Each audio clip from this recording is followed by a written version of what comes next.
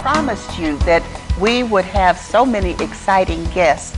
And now it's Mary Weems' turn to grace us with her joyful, beautiful expression. And she's, you know what? I didn't realize you were such a playwright, Mary Weems. I thought you were an actor primarily.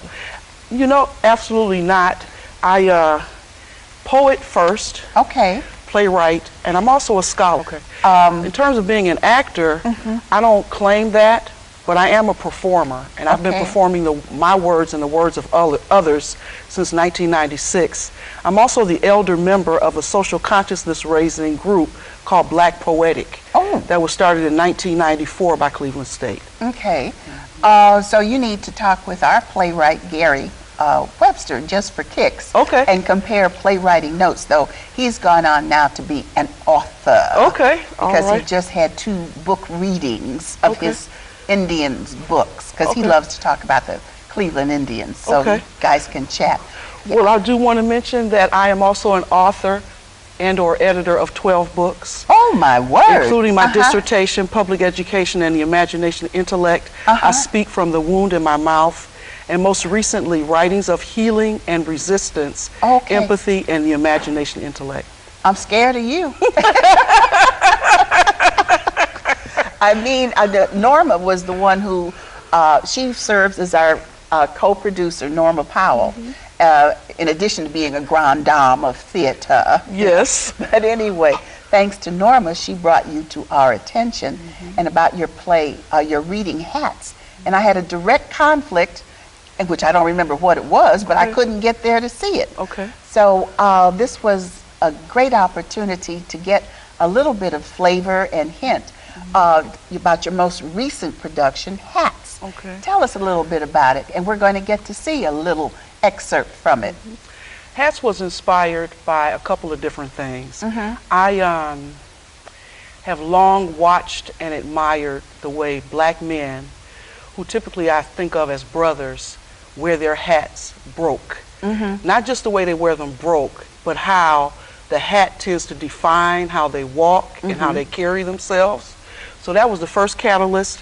My second catalyst was I just completed my play Meat, M-E-A-T, about the Anthony Sowell murders. And I wanted to write something positive and uplifting about black men to counter the typical media representations of them. Yeah, well, you know what? And before you get too far along, and it was about men and their hats and broke. There are people who don't know what that refers to about a broke hat. That's the stylistic. A broke hat means, yes, a broke hat means you don't just set a hat on top of your head. You figure out how you're going to break the brim, what angle you're going to wear it in, and how you break it has a lot to do with your individual style. Oh yes, it's a very stylistic thing, and it would be fun. I don't know, how many hats were represented in your play? 6. There's 6 black men, 6 hats. Okay, and this took place in a barber no. Inner city pool hall. Pool hall. I knew it was a male gathering place. And it's the kind of pool hall, as a matter of fact, I have one in mind that my husband, James Amy, frequents. But it's the kind of pool hall that doesn't have a sign out front. Okay. Because everybody who's serious about playing pool knows where it's at. You know what? I wish right now that our videographer could just pan over and catch one of your actors with his attitude and his hat as he sits back there with his legs crossed.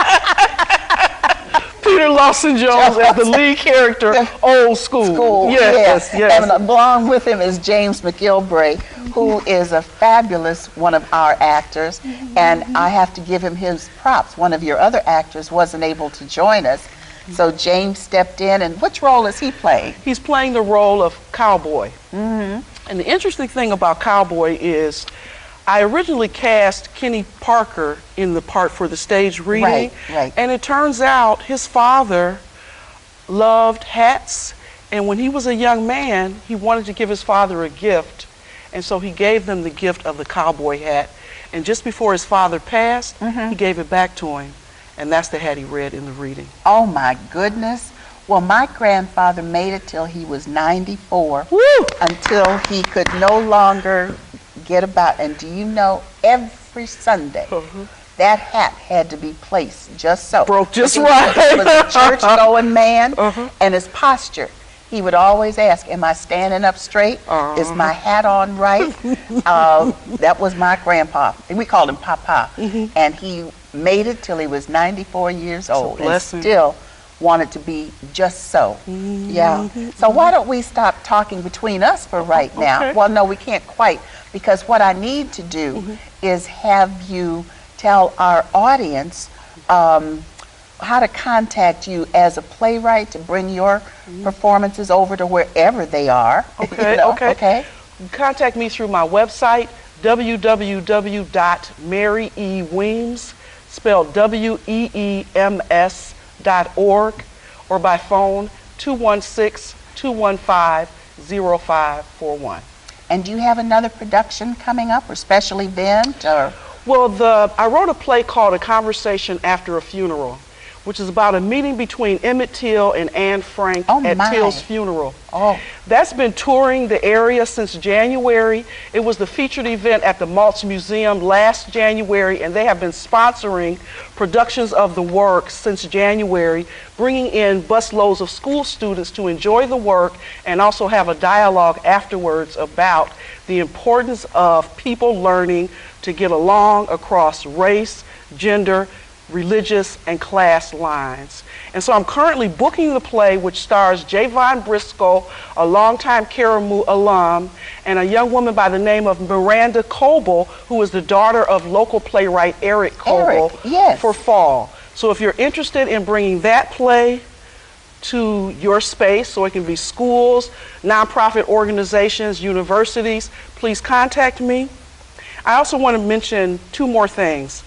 My friend and fellow playwright Michael Oatman, the founder and artistic director of the New Africa Theater, which is located in the Garden Valley Neighborhood House. And you better not forget he's the playwright in residence at Karamu. Better not forget. Is producing a play called Straight Yellow Jacket about mental health by Maxie Rockamore, starring one of my favorite local actors, Ashley Aquila. It opens on May 1st, closes May the 11th, and for information, please call 216-641-5558. And the last thing I want to say is I have returned to full-time consulting through my business that I started in 1996 called Bringing Words to Life. I do motivational speaking and also programming around leadership, diversity, and team building. So get in touch. Oh, Renaissance lady can do it all, including create a wonderful play, staged reading, which we're going to see a snippet of now with our very own Peter Lawson Jones and James McGilvray. Love it. We have to talk after the show. Please hang around. Only a few more minutes. I want to talk to you for real. Okay? All right. We're going to clear set so that James and Peter can assume their character roles. Hey, now back then, young boys listened to their elders more. Now, we didn't always heed their advice, but out of respect, we listened. Now, the reason this place has had so many names is because it's been known by word of mouth since not long after it opened, in May of the year that the Great Depression hit. And every owner wanted to have his own name on it. It's been called June Bugs Hall since I started working for him. Lord, this is for Triple Nickel, my fellow pool hustler, my friend, been around me through thick and thin. Now, I know you don't allow angels to drink, but let him at least smell this little liquor I'll pour out in his honor. Jack Daniels was his favorite. Now, I'm so old, I've said this shit more times than I care to count. And some years, every month that the good year that the good Lord sends. But I can't help it. Triple was so alive, man. I mean, he could still do 150 one-hand push-ups in under 2. Was still turning old sharp sisters' heads and just whooped me in arm wrestling last week this time. So true, cowboys, so true. Funny how we remember people we respect and love. But I actually wasn't even thinking about his health. I was thinking about everything else. The way he kept up to date on the latest in technology. He was the first one of us to get a cell phone. The way he walked down the street, as if God had his arms around him. His tippy didn't even touch the ground all the way. Always looked like he was walking on his tippy toes. Remember that night when that new dude walked up in here, started playing a game with Triple, and when Triple walked past him on his tippy toes, he started laughing? Oh, I damn sure do. I remember the whole room got quiet. Several of us started getting closer to both of us so we could start any from happening in the first place. But instead of squaring off with that mouth and seeing how fast he could throw it out, he just looked at him for a few seconds and then cleaned his out. Woo, yeah. Hey. Give me some dap on that now. Yeah, and that was before he stopped hustling. Did I ever tell you, Triple actually gave me this hat? No. How'd that happen? Well, Mama just died down in Amarillo, and Daddy sent me up here to live with my grandmother. Well, she just lost my granddaddy and didn't even have time to grieve before, well, here I was standing at the Greyhound bus station. I was almost 16, used to riding horses and acting a fool with my friends back home. That's how I ended up with this bum leg. Really? Yeah, jumped off of a horse I shouldn't have been riding on, broke it in 3 places. Ooh. Well, I didn't want to be there, and I could see that she was tired. I was scared and playing brave. She showed me my room and told me this was a Christian home. And she expected me to be respectful, to go to church every Saturday and Sunday, and mind what she said, else because I'd get my ass whooped till it roped like Oprah. Roped like what? I don't know. Hey, did she say it all in one breath just like that? Yeah, just like that. Except she had this, real deep, booming voice. Grandma didn't take no crap, and from that day until I left home to join the Marines, I didn't give her not one problem. I was so glad to have a place to come to that was with somebody who loved me, was clean and neat, and enough food that I didn't have to ask every time I wanted to go into the refrigerator. And man, I could eat. And you weren't even half done growing yet. Well, since I minded and kept my room straight, did my chores, worked around the neighborhood, cutting grass and shoveling snow in the winter and doing other stuff, for Miss Lucy up the street who was blind and didn't miss a day at church. I had a lot of freedom, as long as I was home by curfew. So not long after I turned 18, I found this place. The guy who was running it, a short, little, skinny white dude with one eye. And he introduced me to Triple. Now, I'd heard about him being a Tuskegee Airman.